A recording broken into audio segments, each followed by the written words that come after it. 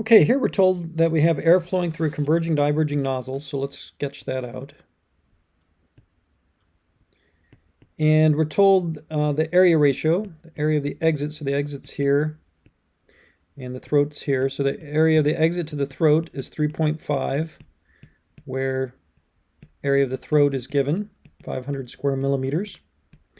The upstream stagnation conditions are atmospheric, so P naught and T naught are assumed to be atmospheric conditions. So let's just say that P naught is 101 kilopascals absolute, and we'll say T naught is 20 degrees Celsius, so 293 Kelvin. Let me erase this one. So we know the stagnation conditions. And we're told the back pressure is maintained by a vacuum system. So the back pressure back here can be varied. Determine the range of back pressures for which a normal shock will occur within the nozzle and the corresponding mass flow rate. So when we say for a normal shock occurring within the nozzle, that means that there could be a shock wave right here in the diverging section or down here right at the exit. So we want to know what range of back pressures will cause a normal shock wave to be somewhere in this diverging section. Of course, it'll have to be in the diverging section because that's where the Mach number, it's the only place where the Mach number could be supersonic. So I'm going to show this in a little different way. We've seen this plot many times if you've done other example videos, as well as look at the lecture videos.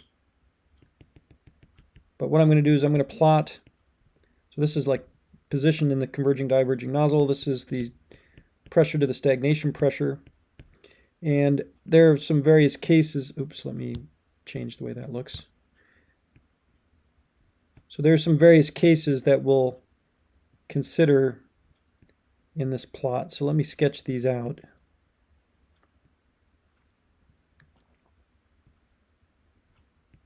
And I'll explain it.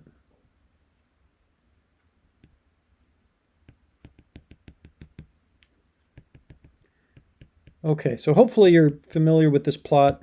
Like I said, it's covered in the lecture, and it's covered in some other examples. And it's just showing how the pressure varies in this converging diverging nozzle, showing how the pressure varies as a function of position. And in particular, I want to look at the case, I'm going to highlight two cases here.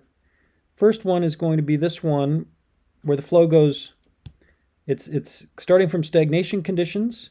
We have a converging nozzle, so we're in this section right here. The flow speeds up. It's all subsonic in this region.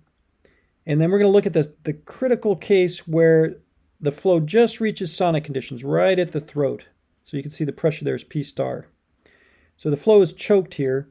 And then for this particular case, the flow goes from being subsonic to sonic to back to being subsonic again in the diverging part. So it's still subsonic as we go all the way to the exit. And since the Mach number at the exit is subsonic, the exit pressure and the back pressure will be the same. So let me just make a note of that. So here, the Mach number at the exit is less than 1, means the exit pressure and the back pressure are the same. Now it's a special case because as soon as we hit that back pressure, and if we drop the back pressure less than that, then we know that we'll have choked flow conditions, that the conditions at the throat will be a Mach number of 1. So that's one special case. And by the way, this is entirely isentropic, right? This entire flow is isentropic. Now the other case that I want to consider is one that I'll highlight in kind of this orange color. So it starts the same way. It's a subsonic flow in the converging section. We reach sonic conditions at the throat, but then I'm going to go supersonic all the way in the diverging section. So now we have supersonic flow in this region. So the pressure is decreasing as the area increases and the flow is speeding up. And then I want to look at the case where we have a normal shock right at the exit. So it's going to be this case right here. So those are the two critical cases I want to look at. And the reason for that is it's because between those two cases, we'll have a normal shock wave that will occur somewhere inside this diverging section. So this green case corresponds to where we almost have a shock wave right at the throat. You know, if we drop the back pressure just a little less than this green back pressure, we'll get a very weak shock wave very close to the throat in the diverging section. And then this orange case is right when there is a shock wave at the exit. Anywhere in between, any back pressure in between those two, and we'll have some shock wave somewhere inside the diverging section. And it's this range of back pressures that we're interested in determining for this problem. Okay, so I'm going to look at those two cases. So let me first start with the green case, where the flow is entirely isentropic and the Mach number at the exit is subsonic, so that means the exit pressure and the back pressure are the same. Now, to find the conditions for that case, what we'll do is we'll start with the area ratio, AE to the sonic area. Since this case, we know that the Mach number at the throat is at sonic conditions, we know that this A star is equal to the area of the throat. So we can write it like that. And that will be a function of the Mach number at the exit. I'm not going to write out the full expression for this. You can find it on the formula sheet or in the lecture notes, but trust me, this sonic area ratio is a function of the Mach number, and we're specifically finding it at the exit. And when you solve this, what you'll find is that for a given area ratio, there are actually two Mach numbers that correspond to that, one that's subsonic and one that's supersonic. For this green case, we want the subsonic exit Mach number. So I'm going to calculate or look up in isentropic table what the subsonic Mach number is, and what you'll find is it comes out to be 0.168. Okay, so now we know the Mach number at the exit there. And then from that Mach number, I can find the ratio of the exit pressure to the stagnation pressure by using the isentropic relations for pressure ratio. This one I can write out the formula because it's easy enough to remember. So we have this Mach number at the exit. Let me just solve for PE over P naught here. So when you plug in those numbers, this comes out to be 0.980. And remember, for this particular case, since the Mach number at the exit is subsonic, PE and P back are the same. So this will be the same as P back over P naught. Since I know the stagnation pressure, P naught, that's just 101 kilopascals, I could easily find P back. I'm not going to do that right now. I'll just leave it as this ratio. But you could find P back very easily from that. And so that will give us the back pressure corresponding to this green line. So this is sort of the upper bound for the back pressure. If we have any back pressures higher than this value, so if we're up in this range, then what will happen is the entire flow will be subsonic. Even at the throat, it's subsonic, and we won't have any shock waves occurring. But as soon as we drop the back pressure less than this critical value, just a little bit less, then there will be a very weak shock. That weak shock, let me draw it in blue on the diagram, but there'll be a very weak shock wave occurring, right about in this spot right here.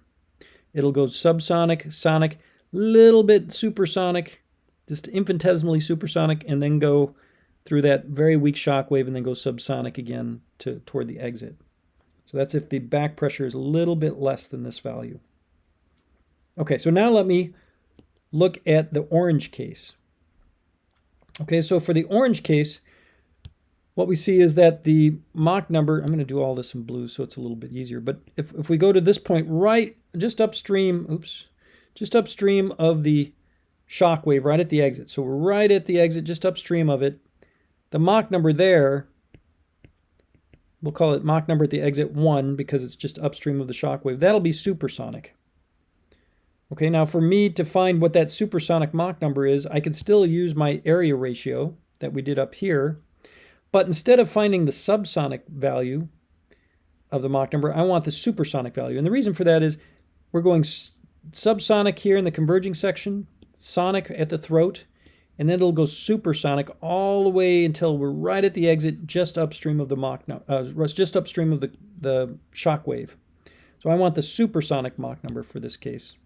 So let me go ahead and write that out. So AE over A star will still be AE over the area of the throat. We know that ratio, it was given. That's a function of the Mach number at the exit.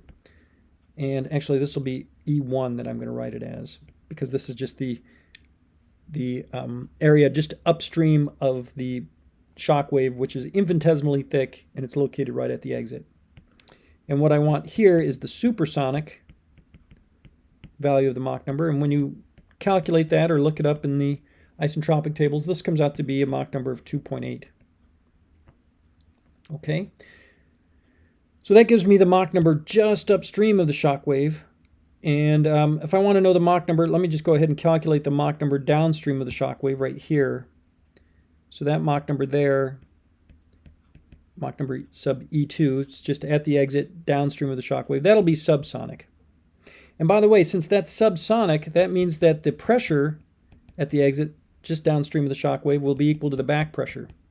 Because we know that if it's subsonic right at the exit, the back pressure and exit pressure will be the same. And just downstream of the shock wave, that back pressure and exit pressure, that just downstream of the shock wave, it'll be subsonic, so that back pressure and exit pressure there will be the same. Okay, so we can find the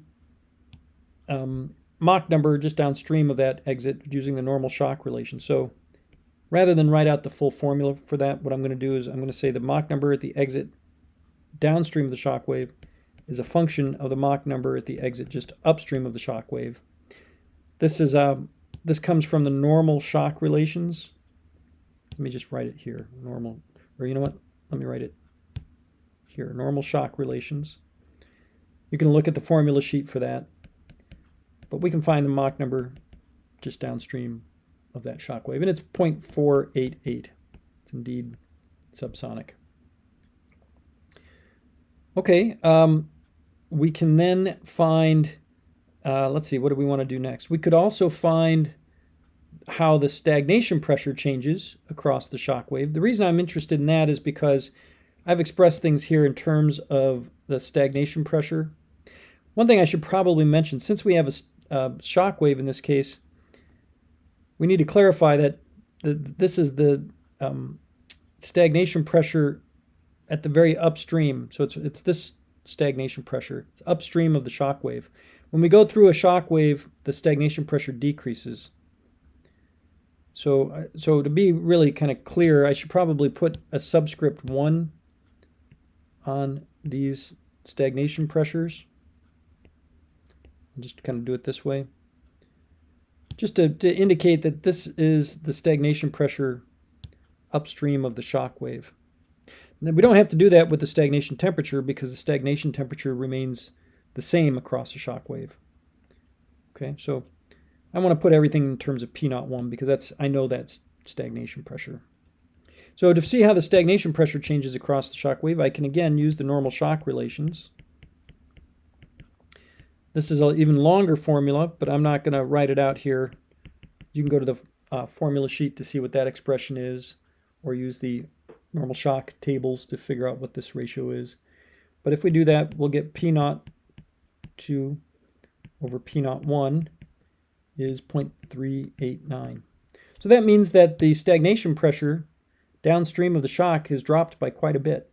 It's only about 39% of what the upstream stagnation pressure was. Now the reason I did that is because I'm going to try to find the pressure at the exit and relate that to the upstream stagnation pressure. So I'll show you how I do that in a moment.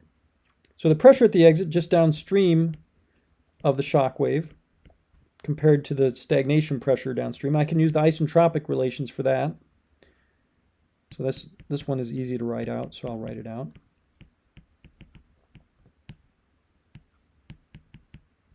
So this one we can solve for Pe2 over P02.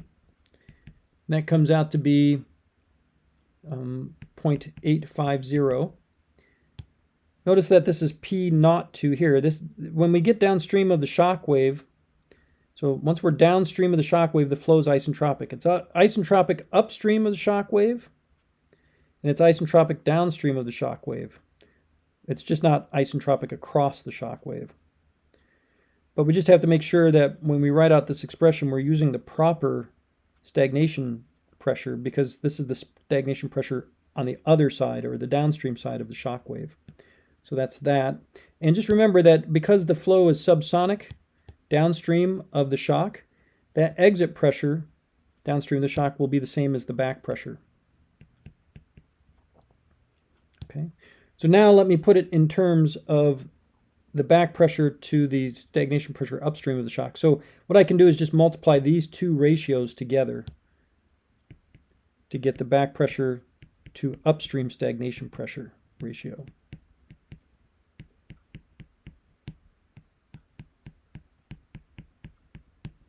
Right, you can see that the P02 cancels out, and then I'm left with PB over P01, right? So I can, this ratio here was the 0.850, whereas this ratio here was the 0.389.